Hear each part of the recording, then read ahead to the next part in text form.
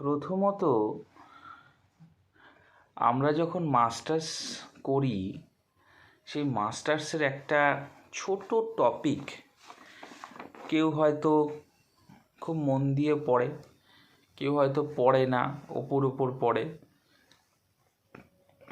বা বলতে পারো তখন সেই বিষয়ের প্রতি আমাদের সম্যক ধারণা বা জ্ঞান থাকে না যে রিসার্চ ম্যাথোডোলজি কেন ম্যাডাম বা স্যারেরা পড়তে বলেন, বা এইটার উপর কেন পরবর্তী ক্ষেত্রে এতটা জোর দেওয়া হয়। ডিউরিং ইয়োর কোর্স ওয়ার্ক, অর্থাৎ তুমি যখন পিএইচডিতে এন্ট্রি নিচ্ছ, তোমার তখন একটা 6 মাস কোর্স ওয়ার্ক হবে। এই কোর্স ওয়ার্কটা মধ্যে প্রচুর টপিক রিসার্চ ম্যাথোডোলজির উপর কিন্তু বেস করে এই কোর্স ওয়ার্কটা হয়। এবং এই কোর্স ওয়ার্ক চলাকালীন তুমি যখনই পড়ছো বা তুমি যখনই সেই বিষয়টা সম্পর্কে তুমি সম্যক জ্ঞান বা সম্যক ধারণা তুমি অর্জন করছো, তো তখন তোমাকে এই কোর্স ওয়ার্ক থ্রু বা বলতে পারো এই কোর্স ওয়ার্ক রিলেটেড যে ধরনের অ্যাক্টিভলি পার্টিসিপেট ফর্মগুলো আছে, সেই টার্মিনোলজিগুলো জানা কিন্তু ভীষণভাবে দরকার। দেখো, কোর্স ওয়ার্কে আমরা যে সমস্ত বিষয়গুলো দেখি, মাস্টার্সে আমরা সেই সমস্ত বিষয়গুলোতে একদম ওয়াকিবহল থাকি না। কোনো রকমে মাস্টার্সটা ক্লিয়ার করতে হবে এই রকমভাবে আমরা কিন্তু বেরিয়ে যাই। কিছু ছেলেমেয়ে বা স্টুডেন্ট থাকে একটু সিরিয়াসলি দেখে বা পড়ে। তো যাই হোক, মাস্টার্সে আমরা অতটা কোর্স ওয়ার্ক সম্পর্কে বা পিএইচডি সম্পর্কে তো আমাদের জ্ঞান থাকে না, এবং একটা রিসার্চ ম্যাথোডোলজি একটা টপিক, সেই টপিকটা কি পড়বো না পড়বো, আর টপিকটা প্রথম পড়লে একটু বোরিংও লাগে। তো সেই কারণ সেটা অনেকটা পড়ছো, এটা আবার একটু হাতে কলমে যখন আমরা কাজগুলো করি, তখন হয়তো একটা ইন্টারেস্টের জায়গা বা ইন্টারেস্ট আসে, বা বলতে পারো ইন্টারেস্ট গ্রো করে। তো যখন আমরা এই ধরনের টপিকগুলো করছি,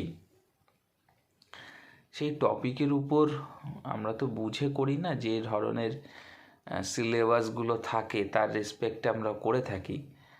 তো তুমি যাই টপিক বা যে সমস্ত টপিকগুলোর উপর পড়াশুনো করো না কেন, রিসার্চ ম্যাথোডোলজি বা ওরিয়েন্টেড যে সমস্ত গ্রুপগুলো রয়েছে রিসার্চ ম্যাথোডোলজির উপর, তুমি ইন ডিটেলসে কিন্তু পড়াশোনাটা করবে। এবং পড়াশোনাটা করার একমাত্র মূল উদ্দেশ্য হচ্ছে শুধুমাত্র রিসার্চ ম্যাথোডোলজি নয়, পরবর্তীকালে তুমি যখন রিসার্চ ম্যাথোডোলজির উপর কাজ করছো, তখন কিন্তু তোমার এই পূর্ব পড়াটা কিন্তু কাজে লাগবে। ক্লিয়ার? তো সেই জন্য তুমি মন দিয়ে খুব ভালোভাবে এই বিষয়টিকে যদি তুমি খুব সুন্দরভাবে এস্টাবলিশড করো যে আমাকে রিসার্চ ম্যাথোডোলজির উপর পড়তে হবে, এবং রিসার্চ ম্যাথোডোলজির পেপারগুলো সম্পর্কে আমরা পার্ট টু পার্ট জানবো, এটা তোমাকে বিশ্বাস করো কী রকমভাবে হেল্প করবে তুমি নিজেও বলতে পারবে না। নাম্বার 1, ইন্টারভিউতে তুমি নেট সেট ক্লিয়ার করেছো, ইন্টারভিউতে গেছো, তুমি যদি তোমাকে আমি ধরে নিলাম 5টা তারা প্রশ্ন করলেন, একটা কোশ্চেন কিন্তু রিসার্চ ম্যাথোডোলজির উপর থাকবে। কেন আমি বলছি? এবং 5 জনের মধ্যে 3 জনকে রিসার্চ ম্যাথোডোলজির উপর কিন্তু কোশ্চেন করা হয়। নাম্বার 1 হচ্ছে, তুমি বলতে পারো যে স্যার আমার তো পিএইচডি নেই, আমি তো রিসার্চ ম্যাথোডোলজি জানতে পারি না। বিশ্বাস করো, তুমি এই কথাটা বলতে পারবে না। প্রথমত তুমি বলতে পারবে না। তুমি হয়তো আইদার স্যার আমার এই মুহূর্তে মনে পড়ছে না, বা আমি জানি না, এরকমভাবে হয়তো তুমি বললে যে সরি স্যার আমার এটা মনে পড়ছে না।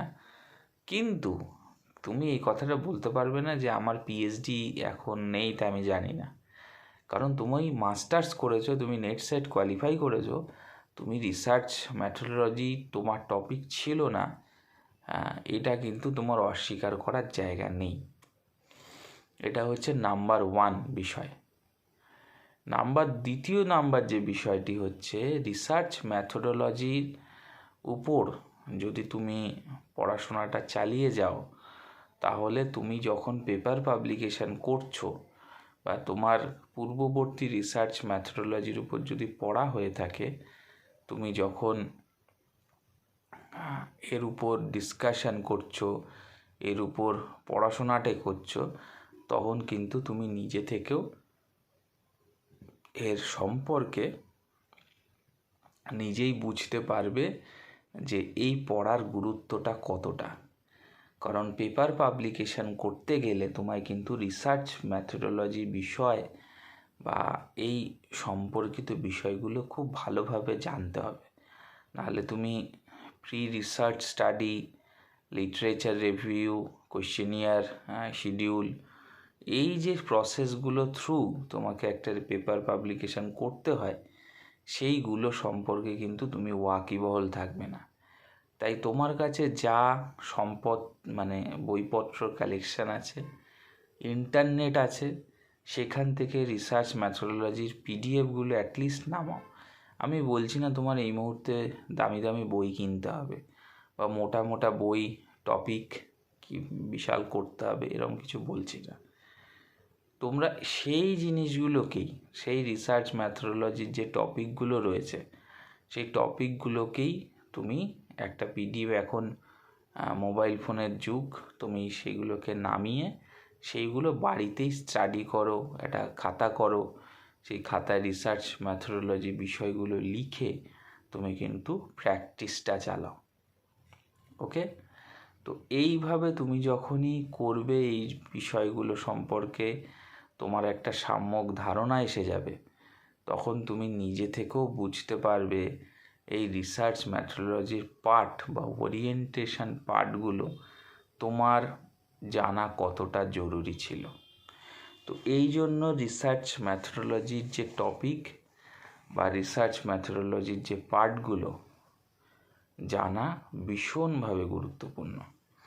আরেকটা জিনিস আমি বলবো, সেটা হচ্ছে রিসার্চ ম্যাথোডোলজি শুধুমাত্র তোমার মাস্টার্স ডিগ্রি বা তোমার পেপার পাবলিকেশান এইগুলোর উপর নির্ভর করে না, নির্ভর করে তোমার আপকামিং যে তুমি পিএইচডি, সেই পিএইচডি বিষয়ে বা পিএইচডি গবেষণাতেও কিন্তু এই পার্টটা কিন্তু তোমার ব্যবহৃত হয়ে থাকে। অর্থাৎ তুমি যে পিএইচডি করছো, পিএইচডি করার সিকোয়েন্স বা সিচুয়েশানে, কোন সিচুয়েশানে এসে তুমি পিএইচডিটাকে সামগ্রিকভাবে কমপ্লিট করলে, এই প্রত্যেকটা জিনিস এবং এই প্রত্যেকটি বিষয় ইন ডিটেলস তোমার যদি জানা না থাকে, তাহলে রিসার্চ ম্যাথোডোলজির উপর তুমি যদি না প্র্যাকটিস করো ইনিশিয়ালি, তাহলে কিন্তু তুমি কিন্তু সঠিকভাবে অ্যানালিটিক্যালি কাজগুলো সঠিকভাবে করতে পারবে না। তো এই জন্যে রিসার্চ ম্যাথোডোলজির যে পার্টগুলো আছে, সেগুলোকে খুব মন দিয়ে পড়ো, খাতা তৈরি করো, ডায়েরি যা থাকে তোমার কাছে সেগুলোকে নোটস বানাও, এবং এই নোটস বানিয়ে তুমি যদি প্র্যাকটিস করতে থাকো রিসার্চ ম্যাথোডোলজির বিষয়গুলো উপর, তাহলে কিন্তু তুমি নিজে থেকেই বুঝতে পারবে তোমার ওরিয়েন্টেড যে বিষয়, সেই বিষয়গুলো কী কী, এবং সেই বিষয়ের অন দ্যাট পার্টিকুলার রেসপেক্ট তুমি কোথায় নিজেকে নিয়ে যেতে পারবে। ক্লিয়ার? তো এই জিনিসগুলো এখন থেকে রেডি করো, এখন সময় আছে। এখনও কলেজ সার্ভিস কমিশন কিন্তু কোনো ডেট জানায়নি যে তারা কবে থেকে নেক্সট কলেজ সার্ভিস কমিশনের এক্সামিনেশান নেবে। যদি তারা ডেট জানিয়ে দেয়, তারপরে কিন্তু একটা হইচই লেগে যায়, মার্কেটে বা বাজারে বইপত্রের একটা পাওয়া যাচ্ছে না, এরকম সিচুয়েশানও হয়। কারণ সবাই মার্কেট থেকে বইপত্র কিনে তার উপর প্র্যাকটিস করে। তাই তোমাকে এখন থেকে তার উপর কাজ করতে হবে, কারণ অ্যাডভান্স তুমি যদি একটু আগে থেকে পড়াশোনা শুরু করো তাহলে কিন্তু তোমারই কিন্তু হেল্প হবে।